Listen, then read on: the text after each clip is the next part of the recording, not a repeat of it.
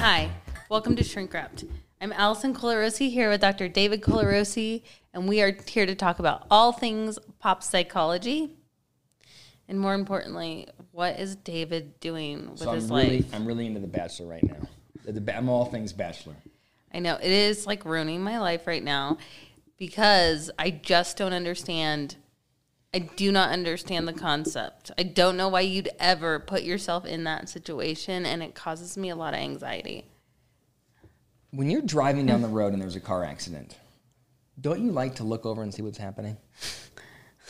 I feel like The Bachelor is a week-by-week chance to look at a social car accident. So that's why you like it? I don't know. I'm trying to think of like an analogy. This is probably why I got in.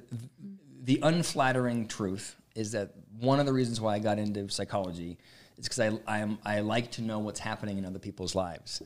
And The Bachelor is like a huge social experiment that I just get to watch. But it's not the best in people. Like nothing. Like I don't feel like it's bringing out the best in those women at all. Like it's bringing out the worst in them that they're going to have to relive for their whole lives, which is so terrifying. And also, I don't think it brings out the best in the dude. Like he's just making out like I think he's willing to suffer. He's willing to suffer, but like I mean, like we are in pandemic times, and also they quarantine. There's no COVID there. I know, but STDs have to be rampant in there. Like he's making out, like you can't, like that's just gross. That would be hilarious if at the end of the show they said like, so one of these women had herpes. You don't think that's happened? They've tested everybody. I'm sure it's got to be a totally clean group. Gotta be. No. The liability. How do you test for herpes unless there's an outbreak? I think you can. I don't know. I don't think you. No, I don't think. All right, so. We're derailing this. Allison is not a fan of I keep trying to make her watch it with me. She will. It causes me a lot of anxiety, and I don't know why. I can't pinpoint it. I wish the psychologist knew. Do you have a thought? Of why you don't like it? Yeah, I'm high empathy. That's my thought. You're high, like you think you care about you think it's cringeworthy, like and you don't want to feel the cringe. I cannot believe these women put themselves in that situation. Like if they really, really felt those feelings for him, they would not be like okay with him going on dates, one-on-one dates, and making out with all kinds of women. I do think it is truthfully from like a psychological standpoint, their level of investment in some guy that they have essentially zero exposure to. Right, they learn about him, and then they get like, I mean, a combined, over the course of the show, I mean, they probably get a combined day with him, a combined 2 days with him total, maybe. I mean, so far, it's hardly any contact, and they are head over heels in love with this guy. And are they? I feel like I would be so turned off by him if I met him just because, like, he's making out with everybody. You don't have any quality time. He's being intimate with all those people, supposedly, like... Which is, can I just tell you, is hilarious. Be vulnerable. And they're like... This guy is... You got to get closer to the microphone. This guy is heavy... First of all, he's heavy makeout, and he really wants everybody to be very vulnerable for him. That's like his test. Like, are you going to be vulnerable with me? And if you're not, you're out. I'd be like, that's his thing. Peace. Yeah.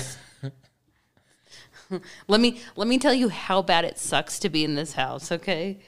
I don't think he would last very long. I know. I would definitely not. Like, I couldn't get dressed up every night like that. Like, who has that many evening gowns? They wear a different evening gown every night. You didn't know that they provide them the gowns. You do? For sure. For sure they provide them the gowns. Well, since COVID started, I can't be bothered to wear anything but stretchy pants. So Allison I would be... Like, I'm doing this whole Bachelor thing, and Allison is, like, not embracing it the way that I would have thought that she would have. She's not feeling my Bachelor focus. I can't get into The Bachelor, but there's a lot of things that I can't get into that lots of people are into. But you're into My 600-Pound Life, which I physically can't sit. I hate that show. Well, that... And you watch and you watch Sister Wives? Okay, Sister Wives. I do like Sister Wives. She's like trying to act like she's like a little bit, 600-Pound Wife, Sister Wives, Below Deck.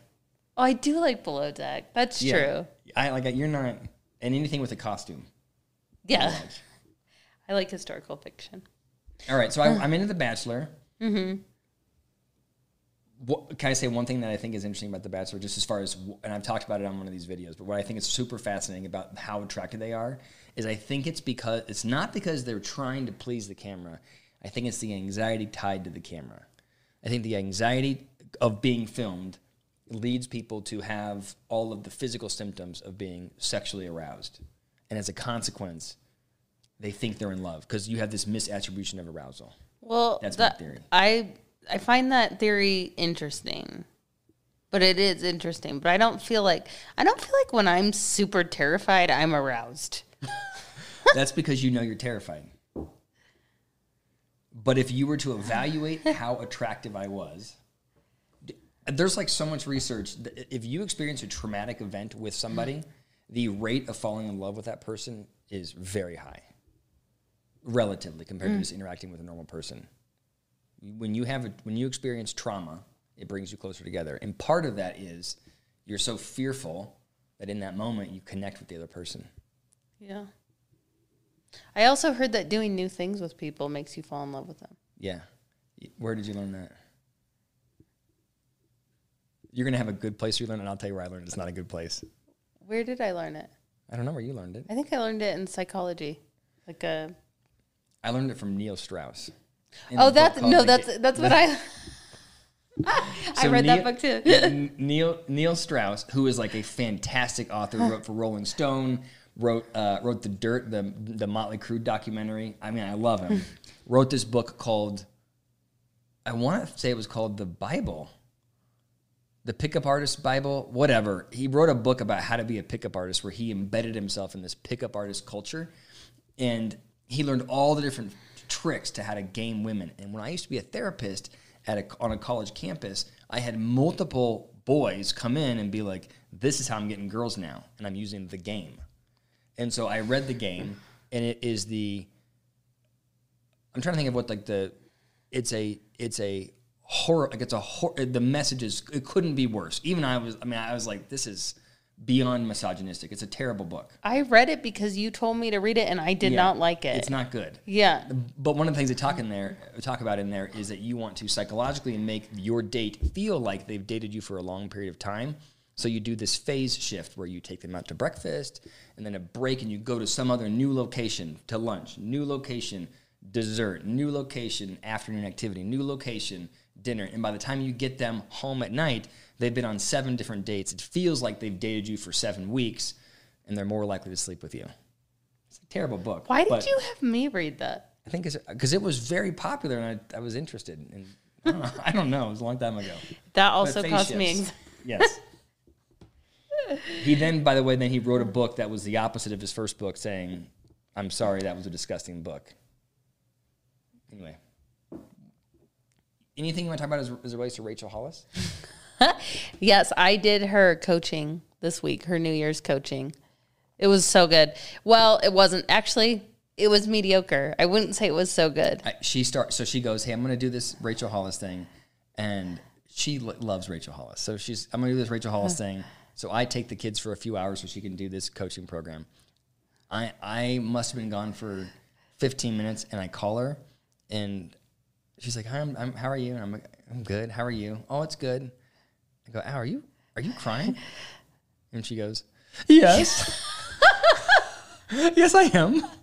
I was crying because we were doing a gratitude meditation, which is like a beautiful. It is, but so we have to give, I think we need to give Rachel credit where credit's due. Yeah, so that was good. And so it was a good coaching, less professional than, like there was more than a few mishaps in it. There were mishaps in it? Yeah, just like too much like giggling and stuff that wasn't related to the coaching. Though, at these events, the person that I always appreciate listening to is Dave Hollis, and he was noticeably absent for me. I was like, oh, he's not in it. Yeah. I thought that, so is he totally out of the Rachel gang? I don't know. She talked about like her emotions last year, and she had 4. One was fear and anger. She talked about you got to give more context. She talked about her emotions last year. Yeah, she was just talking about, like, how would you talk about your emotions last year? And she said hers was like, she had 4, but one was fear and anger, and there was another one, and then there was pride.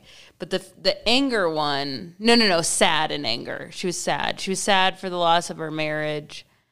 She's like, there was a lot of anger tied up into that, but she made that decision. And she feels like she made the right decision for her. She feels like she made the right decision for her kids and also for her family. And for him too. So it's just interesting because I do appreciate him speaking. I think he's kind of cheesy most of the time, but at the conferences he is a great speaker. I think he's super cheesy, but I'm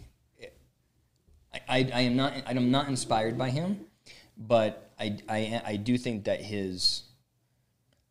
the ability to create content every single day. I follow him on Instagram. Every single day creates content. I mean, that's a skill. For sure. But you got to talk about, what did you learn? Just like, what did you experience on it? Well, I mean, nothing was very new.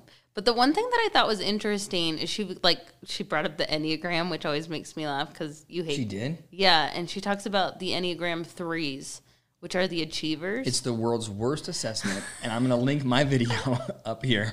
There was zero data supporting the Enneagram. Zero. Even if you go to like the test site of any of the Enneagrams, they will say, not a lot of science here. It feels good, lots of fun, but no science. All right, go ahead. But she kept like going back to how her achievers need to calm down, like achievers and blah blah fellow achievers and hustlers, and I think that's not me. No, I don't think it is. How come I'm not that way? I want to be that way. Why do you want to be that way? An achiever? You can achieve things without being an achiever. So what's the difference? What are they talking about? Well, I don't believe in the Enneagram, but I think what you're saying is that some hyper-competitive, type A type of person. That's a box checker? I don't know. I don't know the definition of a 3, but I think that you're like equating it to success. Yeah. Well, you could be successful and be another number. Okay. I mean, that's a silly. Do you know what I'm saying? So the dark side of being an achiever is that I am sure that it consumes her life. I'm not a 3. Yeah. I'm like a helper or something on that thing. Well, you took it? Yeah. Yeah. And so she talked about how important it is to go through a gratitude practice, which I agree. It does make you feel better to do that. I got to think about all the people I'm grateful for. Did you spend extra time on me? See, look you're on it.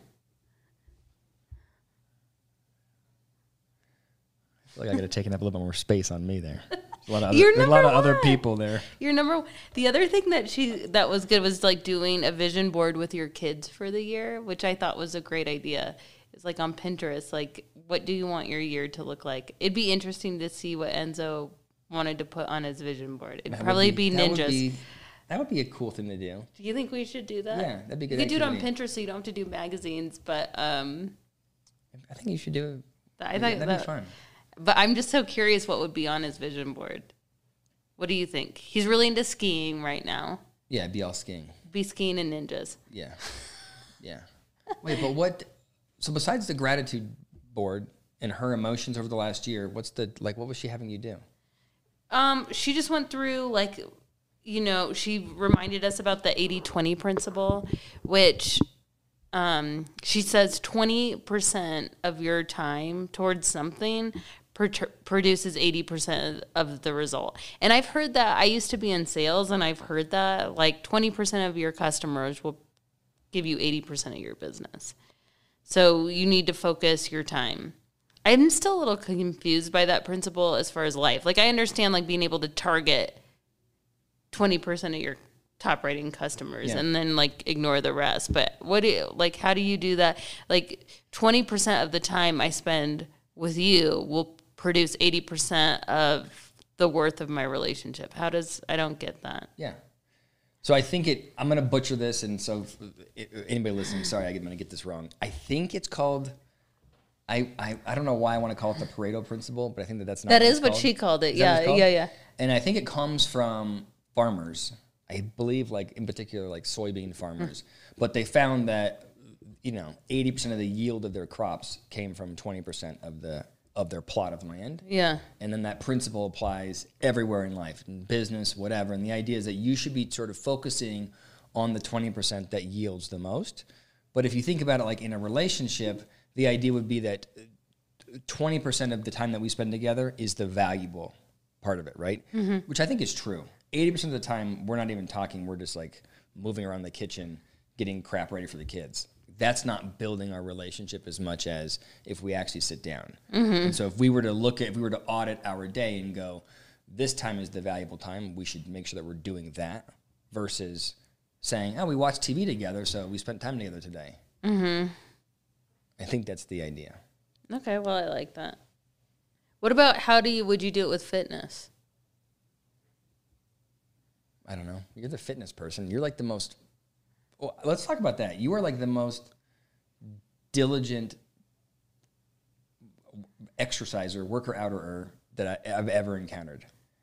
I'm just consistent. I'm not like. I said. I think I said, didn't I say consistent? You said diligent. All right. Diligent. Consistent. I work out. I'm sorry. Whatever. What's the same thing? What do you mean? Does diligent make you uncomfortable? No, I don't know. I just didn't know if it applied. All right. You're hyper consistent.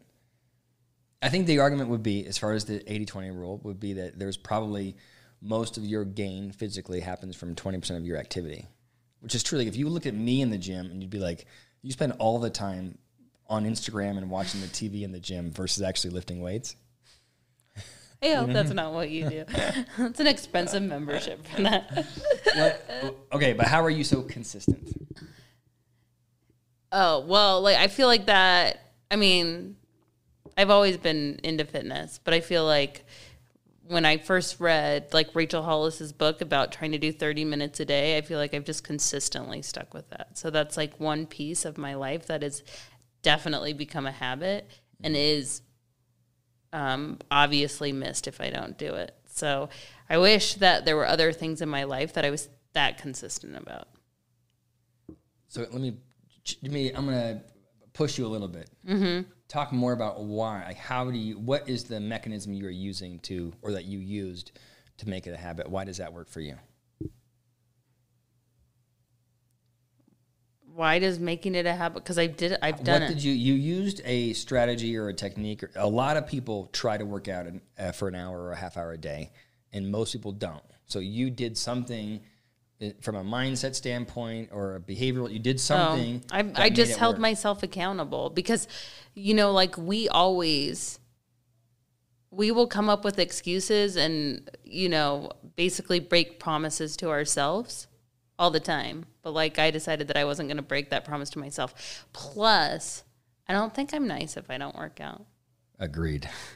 I really don't. Like there's definitely a big difference if Allison is working out and now Allison is not in my stress levels and being able to be present for my family. Like if I get my workout done in the morning and don't have to think about it or feel good all day, like I can definitely be more present for you and the kids when I do that.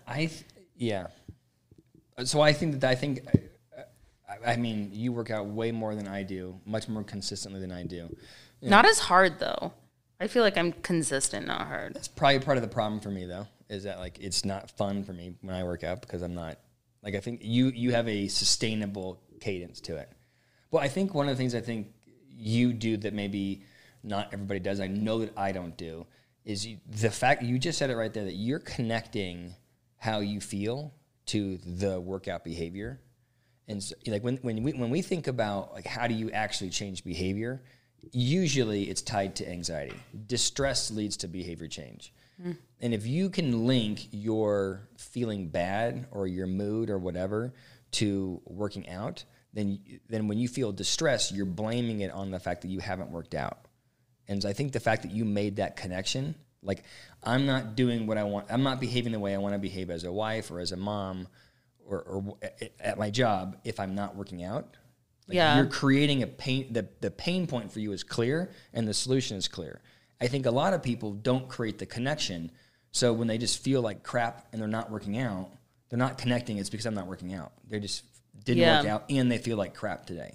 That's a really good point. And I feel like that has also evolved with diet too for me. So like I rarely eat unhealthfully anymore because I eat chocolate all the time. True. No, she doesn't.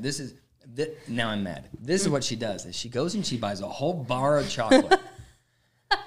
Like the dark chocolate sea salt with like little almond shavings in there.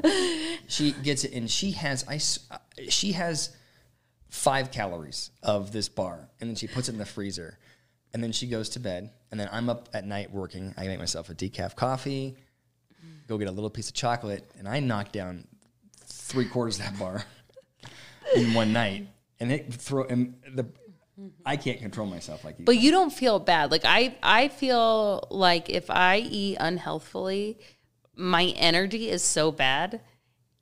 And also, like, sometimes I get depressy if I, like, eat so bad. And then my stomach hurts. Like, nothing is working right. It's like when I don't sleep.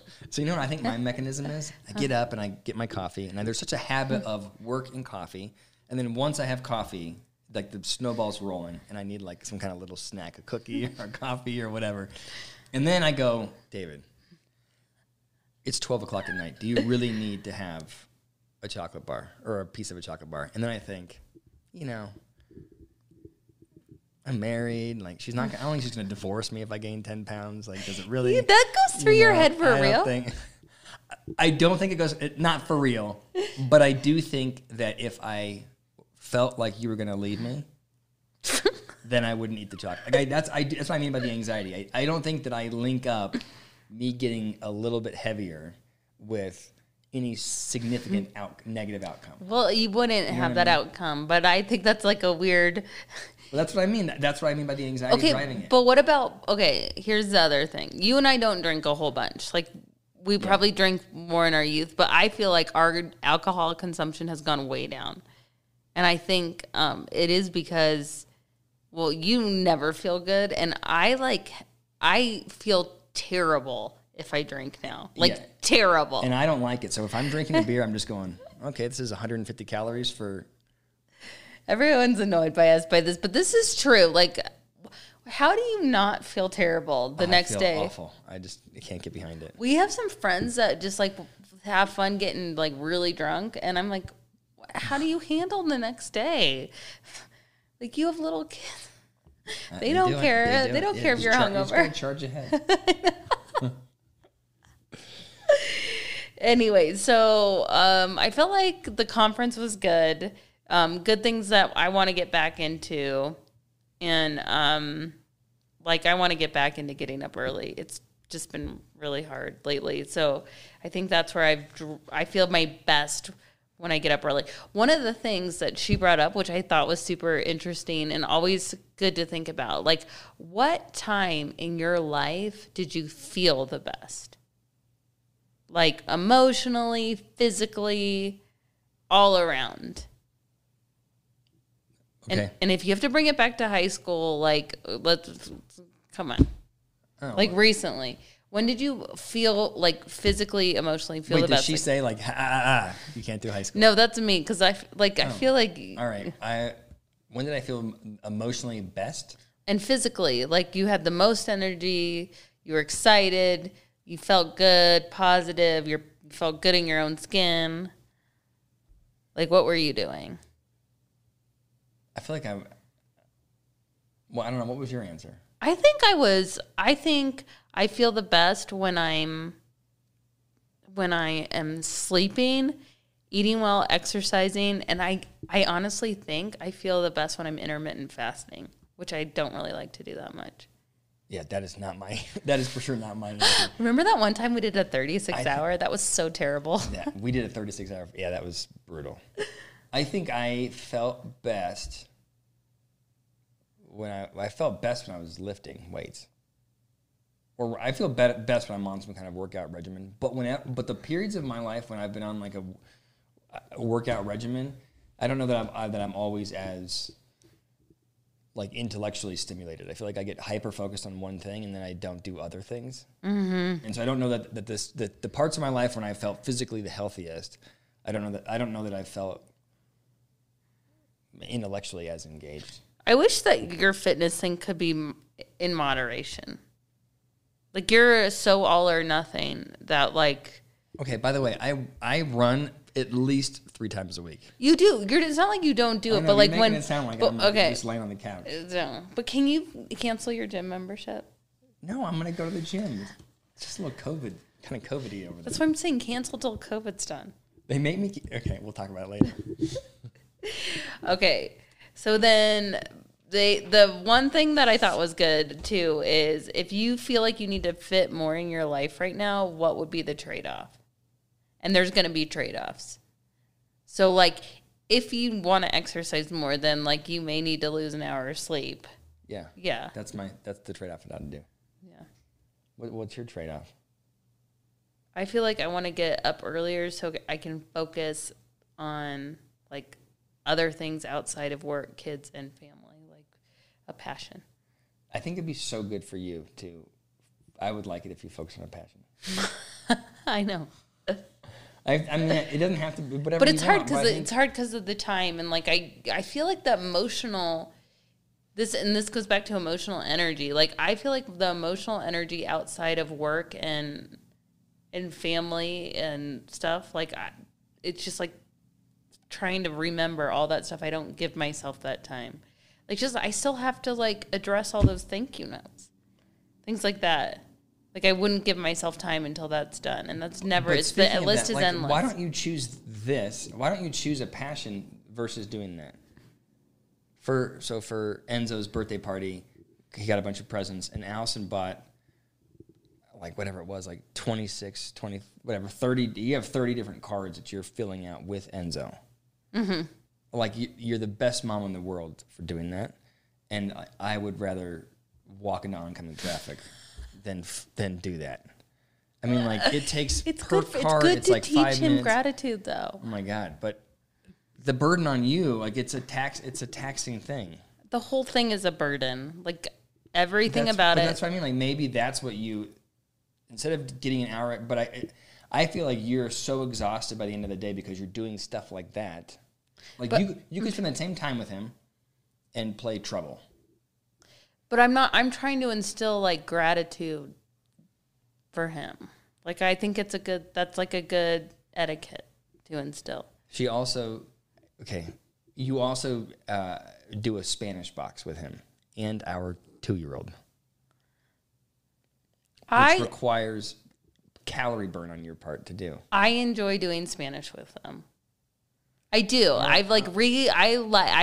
One of my majors was Spanish, and I really enjoy Spanish, and I feel like I'm learning. I mean, I think it's good. Like, I'm not being critical of it. I'm just saying that I think you... At the end of the day, you hit the pillow and you're exhausted. And I don't think you do anything. There's no, except for working out, there's no, like, Allison time. Like, there's no time where you just have the energy to focus on what you want to do. Mm-hmm. Whereas I feel like I do have energy at the end of the day to do that. Because I feel like I'm not doing things like... Yeah. Now, you could argue that if you weren't doing it, then maybe I would have to do that kind of stuff. But I would argue that you don't have to do that stuff at all. You can buy pre-made thank you cards, just make him sign his name. And be like, say thank you. You know, I mean, come on. That's so hard what you're doing. Yeah. Okay, so here's some facts I found that I think would be interesting. This is a true false? No, I just want to get your thoughts on, like, young kids are purposely overdosing. Like, recently, like, 12-year-olds on, they, like, learn, because of COVID, they're at home, and there's probably, like, mistreatment. Like, mistreatment can mean several things, like being abused sexually, also being neglected, being abused physically. So the kids are trying to kill themselves. Yeah, at a young age, and it's gone up exponentially. Yeah, I believe that. And alcohol consumption from 2019 and then into 2020 has gone up 252%. That's crazy. Isn't that crazy? And so kids are probably like seeing their parents cope with COVID that way, and they're not in school. So they have the article was saying they have less supportive like adults around them. And it's crazy. Like so terrible. Like one of the stories they were telling was about a 12-year-old that had tried to overdose on Tylenol. And he was like, well, I just needed to get away. Like he was clearly being abused and he had no other way out. So sad. So I don't know what to say, but that's I believe it. I just felt like we should bring that up. Here's another thing that should be interesting. What is the difference between worry and solving a problem? The difference between worrying about action? The difference is action? Yeah. Like some people think that they're solving a problem when they're just sitting there worried and perseverating. So, do you have any thoughts on that? I mean, I don't have, those are like both. Because I have friends that are worriers and they're just probably, they don't do anything to just sit and worry. I think I can do that. You should just worry about things that fall within your circle of influence. If you can't influence something, you should probably not worry about it. And if you can influence it, then you should influence it. And if you worry about stuff, are you just causing yourself anxiety? If you're just sitting there worrying? Yeah. Yeah. So how do you stop worrying? Action. What if you can't influence it? What if you're worrying about something that falls outside of your circle of influence? You can't control it, but you're worrying about it. Then what do you do? I don't know. What do you do? I don't know. That's hard. I don't know, but that's where the conversation always goes. Like people always go, I don't want to worry about this anymore. And it's always like, well, you know, do X, Y, or Z. But if something is truly outside of your control, there's very little you can do beyond distracting yourself or figuring out, you know, if worrying serves you in some way. But, you know, other than that, it's hard to stop. So you got to wonder about all these people that like sit and watch the news and get worked up politically all the time. I think the news is so bad for people. So I think it's not only do I think it's bad for people to watch, but I think it is a massive waste of time. To me, it is. I know this is sort of like counterculture. Everybody thinks you should be aware, but I think you could read the paper on Sundays for 30 minutes, and you'd get a pretty good read on what happened over the last week. You do not have to get up every day and read the Wall Street Journal front to back. Yeah. You know what I mean? Like that kind of constant consumption of the news, and I don't care what side of the political aisle you're on, consuming the news all the time, I think distorts your version of reality. Like you think you're in the news, and these are things that are happening far away from you that you have no control over at all. Does nothing but just burn calories and waste your time. And well, not only waste your time, but I feel like if you wake up to like negativity, like it sets you up for negativity all day. Yeah. Yeah. And like it's crazy, all the people I know that I feel like people that I talk to, I'm like, I cannot talk to you anymore. Like this is like your whole life is negative and you're bringing me down. But it seems like they like get stimulated by it. So like it doesn't make them feel bad. But like it definitely, like I can't handle it. It like goes back to the Bachelorette thing. Like I can't. It's too much. I think it's very difficult for anybody, myself included, to read and to integrate data that doesn't fit into their pre-existing narrative. So when they're reading the news, if they already have that negative slant, the news is just saying, this is an emergency, this is an emergency, this is an emergency. This is bad. This is bad. The world's going to blow up. And I think that there's this sense of, I have to watch this. I have to be, informed. I have to be informed. But it's like, for what? Like, for what purpose? Like, what are you doing? And I get it. You should be informed once a week. But I really don't think that there's a need for constant consumption. I listen 10 minutes in the morning every day, though. It's not constant, but it's the first time. I don't think you have a problem in this area. Like you have a healthy consumption rate. Anyway, thank you for joining tonight. This was fun. Thank you, David. You. Yeah.